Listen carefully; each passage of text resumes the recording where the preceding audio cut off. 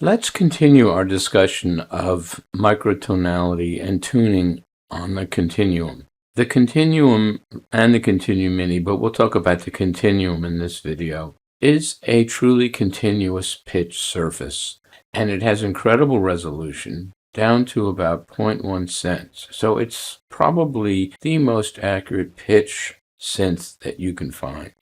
But of course, that's a continuous surface. And although there is a guide, a template on the continuum that shows you your piano-like notes, that has nothing to do with putting your fingers on a continuum if you close your eyes and determining what pitch it is. In fact, it's a nice idea to turn out the lights and not look at the grid on the continuum to get a feel for what it's like to play a continuous pitched instrument like this. When the lights are on, you'll tend to overemphasize this grid because it's very difficult to play this flat surface. But if you press a note on the continuum surface, what pitch is that actually coming out? Well, if you look at the grid, you can get an idea, but you have to know a few things. Number one is you have to know if you have rounding on or not. If you have no rounding on, it doesn't matter what tuning you have set. You're going to have continuous pitch no matter where you place your finger, and your ear is ultimately going to be your guide as to what's in tune and what's not, if in fact you're even talking about something being in tune for, say, equal temperament. Now, that pitch grid, when the continuum is properly calibrated, is intended to be an equal temperament pitch guide. But if you have rounding on and you don't have initial rounding on, wherever you place your finger is going to be what pitch comes out. It might be in tune, it might not be in tune. This is why using initial rounding, if you have note rounding set to some value that is close to zero, is very often helpful to you, because where you press your finger, initial rounding is on the note that is in the area of your template is going to be what is initially played, and from there your rounding will take over. If you have none, you can bend to the maximum resolution of the instrument. If you have some rounding on, your bend will be decreased based on however much rounding you have applied. And of course, if you have full rounding on, full quantization, you'll only be playing the pitches that are set for any particular tuning that you have in place. We kind of said this in the last video. Taking this continuous pitch surface into account, let's look at the tuning options that the continuum provides you. And based on what initial rounding you have set, you may or may not use that template as a guide to be helpful.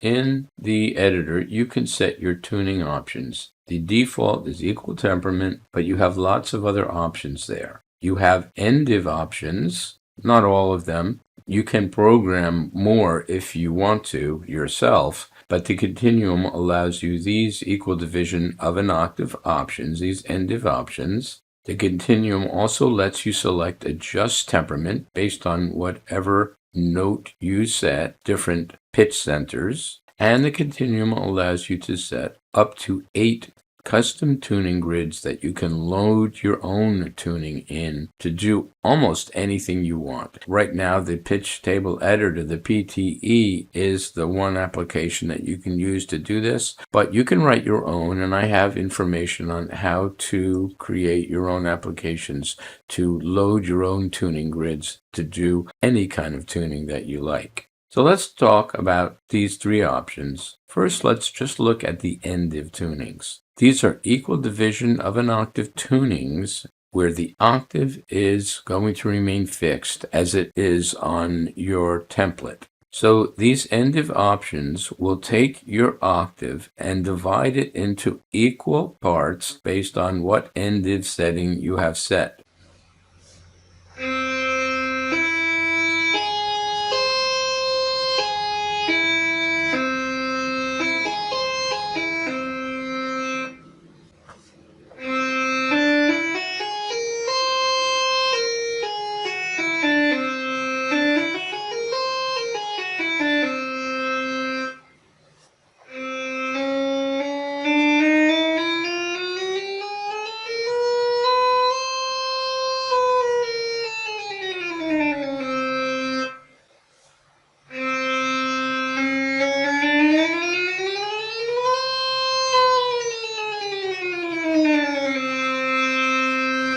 if you have, for example, N-div 3, your octave is divided into 3 parts. And this could be very useful, for example, if you are creating a percussion sound or using one of the percussion presets where you only want to have a limited pitch set that's applied to that percussive element. This can be very useful because then you can easily play the continuum and not worry about so many divisions. As a percussion instrument, you can almost play it like 3 pads where you've split that octave up into larger pieces.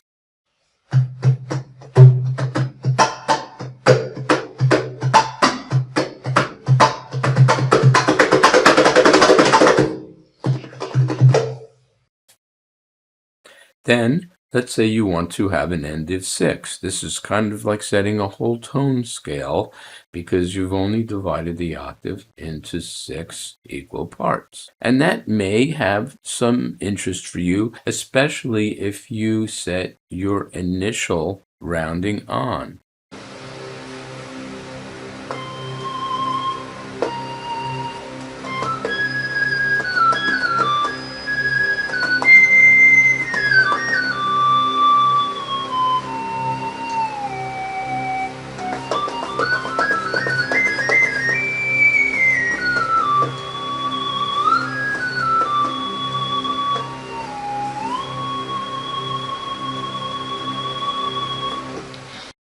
And then you can set your higher divisions higher than 12, say N-div 17, and if you set your rounding to full, in other words, you quantize and you run your finger up the length of the continuum, you can hear that there are actually 17 different parts that it's been split into. And you perhaps can use that as maybe something to create nice resonant choral chords, something that's not traditional, lets you fool around with more harmonic options than you'd have in Equal Temperament, for example.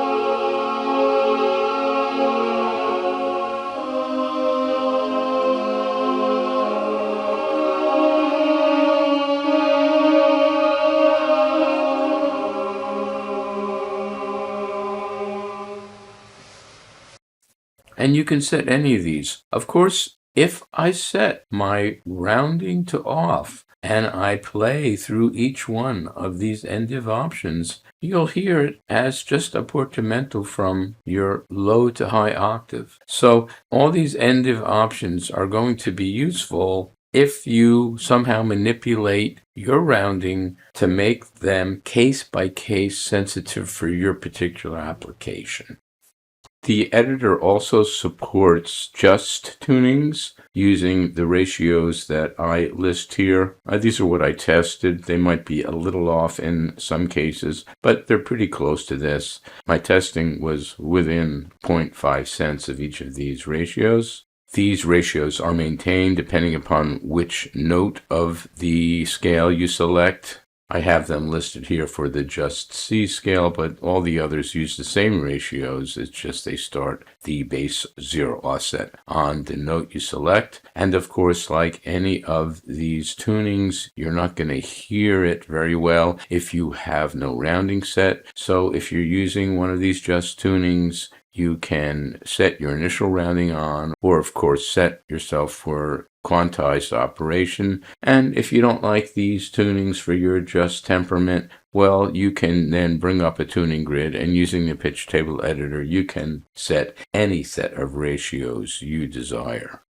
Finally, let's talk about the tuning grids and the use of the pitch table editor, the PTE, to set them. Now, the PTE is a third-party tool. It's not really supported by Haken Audio, but you can download it from the Haken Audio website if you go to their Support, Editor, Firmware, and User Guide section and scroll down to this section where you can see Pitch Table Editor and Pitch Table Editor User Guide. You can click those links and download it. You must have Max MSP on your system. The free demo version, which is good forever, is all you really need. So make sure you down that from cycling74.com. The second thing is 10.52 does not support tuning tables or any of the tuning options. There's a problem in that. So if you want to use the pitch table editor on Haken Audio instruments or the Osmose, which right now is set at 10.52, you must run either the older 10.09 DSP firmware or any of the later Haken Audio 10.6x or later beta releases that are available. So when you have this loaded, you bring up the PTE and you'll see this default screen. At the bottom, you'll see a grid that looks like the Continuum template, and this covers the full MIDI range of MIDI 0 that maps to C-1 to the MIDI 127 mapping to G9. Of course, some of those MIDI values are not really playable. Well, you can't even hear some of them. They're so low. But the PTE has a grid here which maps to the full range of the older thick Continuum, full size. This is discontinued, but that range will be supporting any of the Haken Audio instruments. Here I've overlaid their ranges on the PTE grid to show you that you can scale any of the current instruments to the PTE if you like. And depending upon how you set your offsets in the PTE, this could affect what note is actually played on your instrument based on the tuning you have set. So here I've brought up the pitch table editor, and I'm not going to go through all of its functions. You can bring up the user guide for that. There are basically two main options: a table option that lets you load and save your tunings that you create in the PTE, and it also allows you to select a custom tuning grid and the Haken device that you want to write it to and send the tuning.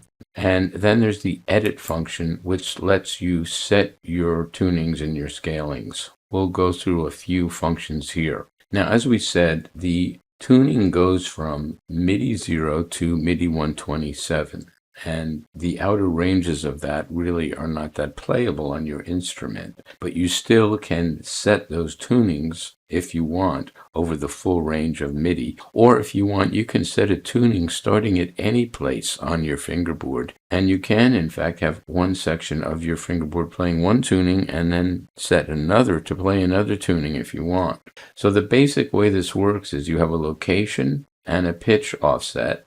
The location would be 0, bottom left, and your pitch is going to be 0. Your starting MIDI pitch, you're going to start at your location, which if you want to start at the very bottom, you'll be 0, 0. Then you'll have an iteration pitch. This is in semitones or fractions of a semitone. That's how you're going to iterate over the fingerboard. And then you'll have a scale size, which will set how you're going to iterate on the actual scale.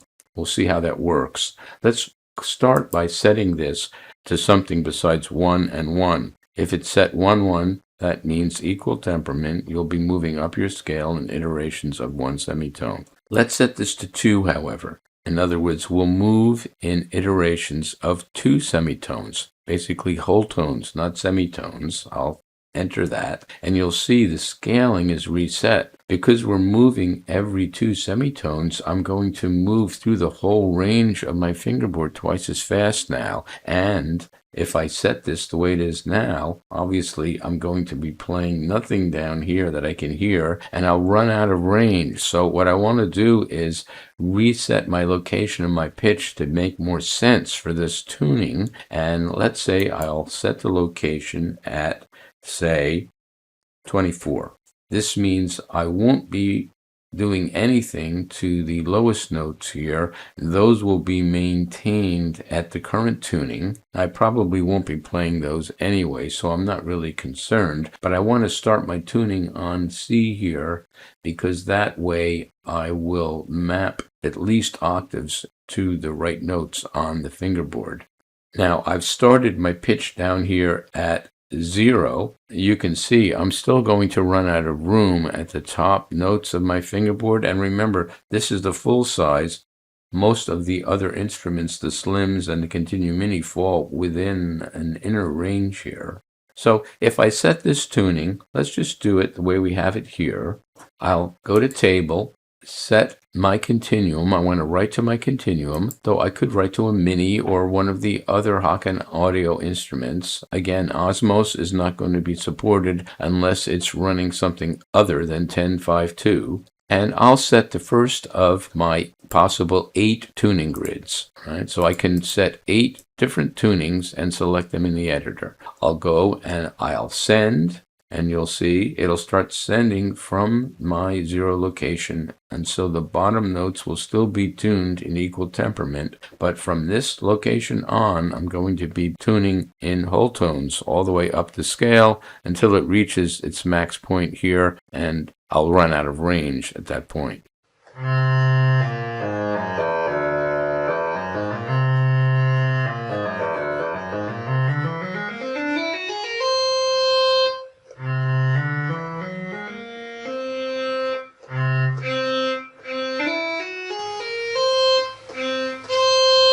Okay, I've reset the PTE, and let's do the opposite now. I'll keep the iteration at a semitone, but I'll change the scale size, how it moves through the scale, to a whole tone. So basically what this is going to do is move through the fingerboard in a semitone, but every 2 semitones on the surface will map to 1 semitone now. So in effect, I'm decreasing the range of the instrument by half, and I'm rescaling so that the fingerboard template now no longer maps to reality.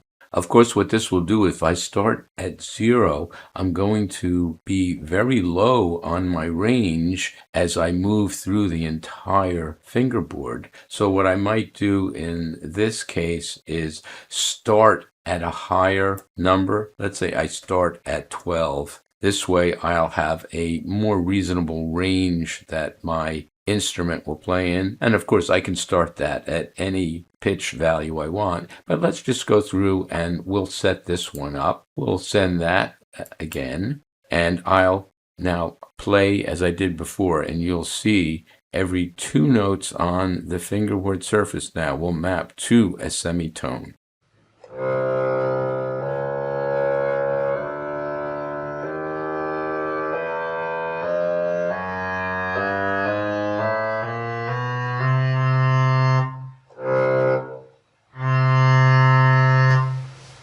Okay, let's reset, and now we'll try this. Let's do an iteration of 0.5. So in other words, I'm going to iterate over the range now, but at a quarter tone, half of a semitone. So I'm going to create basically a quarter tone scale. And you can see if I start at 0 down here, I'm going to end up with a range that's not too great. So I can do something similar to what I did before. So maybe I'll set the pitch to 24, and that will give me semitone range that's in a reasonable range of the instrument now.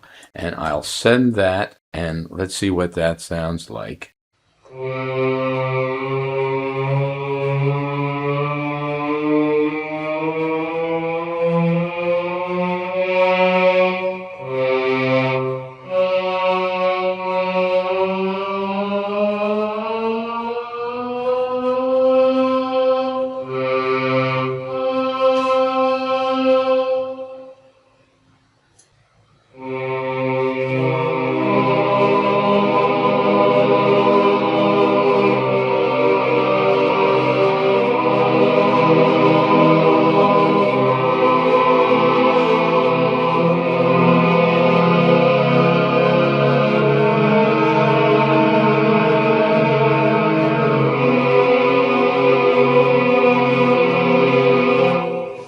Okay, let's reset and we'll look at this iteration plus.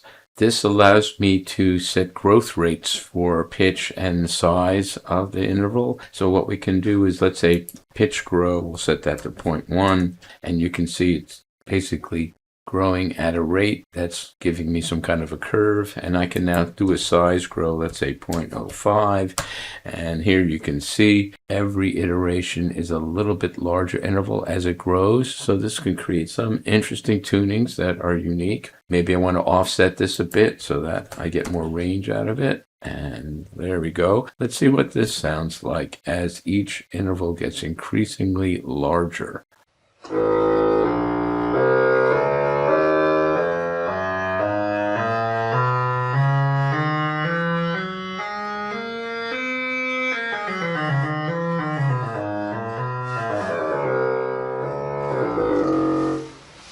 Well, let's reset again, and there are a lot of options in this tool that you can read about, but one of the more important ones is going to be the ability for you to load your own scalar files. What you can do is go to the scale and then just say import, and then navigate to wherever your scalar files are, and then you can load one up.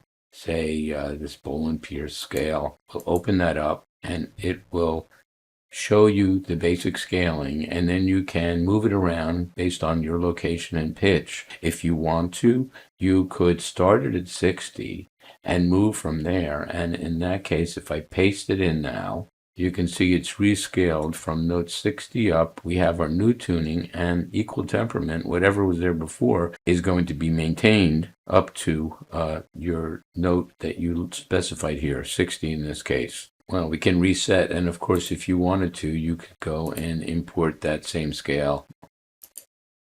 And now, if we want to, we can just offset it from 0, make it 0, 0, for example, and it will start it from the very bottom and scale all the way up. And that's probably going to be fine for our purposes. So we can go and load that up, and then we'll have our new scalar-based scale. And of course, you can create your own scalar scales to do this as well. The only thing that I should say is I've found that there are a couple of issues in loading up scalar files where if your interval is more than 50 cents off the equal temperament value, sometimes the PTE will fold over the extra value back into the offset, and it doesn't give you the expected value, but you can just play around with that. Just experiment with the PTE. It's not perfect, but it can do a lot of things. And also, you can program your own tunings. I have an Electro One retuning application. I have a video that shows you how to create your own program tunings and set pitch grids. And also the Overlay Developer's Guide has a section on that as well.